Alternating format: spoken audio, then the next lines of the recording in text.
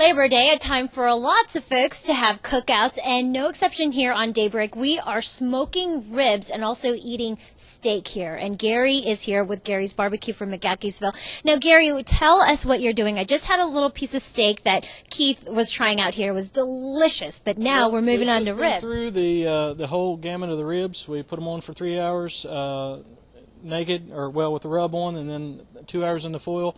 And then a little bit of time out of the foil with the sauce on it. It is rib time. All right, I like this here. And it really smells delicious out here. The steak was juicy and tender, and you can get some tips that Gary has for us on our web channel, WHSV.com. So here we have baby back ribs. We're going to cut into them here. Maybe. Get between the bones. So total process here, how long did it take? Roughly 6 hours, 5 to 6 hours. Okay, so folks can, if you want it for noon, you can get started now. Yeah, that'd be about right. Yeah, so there you go. It's probably a little hot, but go after it. Right.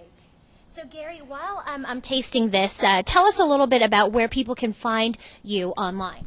Well, I've got a website. It's http://garysbbq.tripod.com, and you can get on there and see what we've been doing as far as competition and private chefing, and we come to your place and we do some private catering.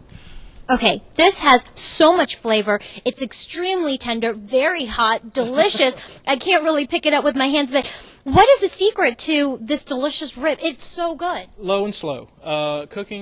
Cooking ribs are a very tough piece of meat, as any barbecued meat is. And you want to cook them slow and a low temperature, roughly 225 to 250 degrees. And that's why it takes 6 hours to cook a very thin piece of meat, because it is so tough. So the way to do barbecue is basically low and slow. You put it on, not directly over the fire, but off to the side, and you cook it slow. All right, now my taste buds tell me that this rib, it's perfect combination of spicy and sweet. How did you do that? Any secrets for the viewers out there? It takes a little bit of getting used to, and a little bit of practice and trial and error to develop a sauce and a rub that works together.